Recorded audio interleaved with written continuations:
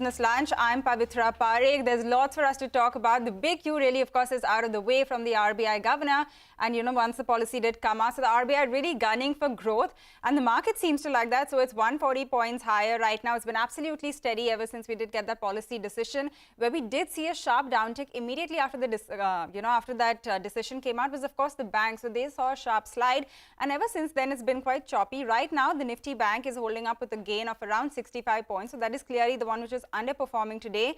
What's doing well? It is definitely the IT pack once again. So, of course, you saw that big deal come through from TCS, so that is doing well. But Infosys is the one which is clocking in the maximum in terms of a gain. It's 2.5% higher on Infosys. You have pretty much all of the larger names, HCL Tech, Tech Mahindra, all of these holding up really well.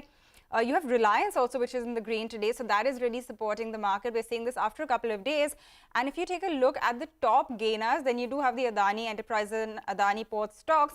But you also have some of the insurance names which saw a sharp cut after the budget. So the likes of HDFC Life and SBI as well. But speaking of stocks, Hero Motor is trading under pressure today. This after reporting weak Q3 earnings.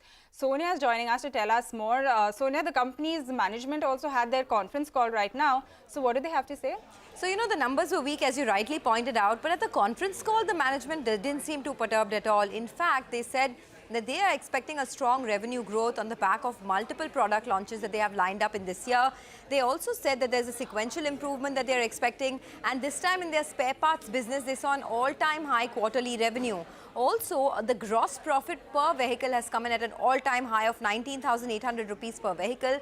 And going forward, despite their margins being under 12% for 4 consecutive quarters now, they believe that margins will improve in the quarter to come because of inflation subsiding.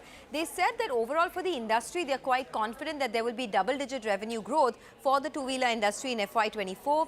And on the back of some new launches that they have lined up, they expect their market share to improve as well. So all in all, there was no concern at all from their end, despite the weakness seen in their numbers. They also said that the demand generation is very good for the 125cc segment. Remember, that's the segment that is struggling the most in the last many weeks and months. But now they're saying with the marriage season coming back in a big way, demand for 125cc bikes will come back, and they're strengthening their portfolio with new launches as well. Premiumization is another focus area. It's a trend which is picking up. However, they also mentioned that because of their expansion in the electric vehicle segment, the costs might go up and the blended margins might change as well, although IC engine margins will continue to improve. So all in all, despite a weak set of numbers, the management commentary was quite optimistic. Back to you.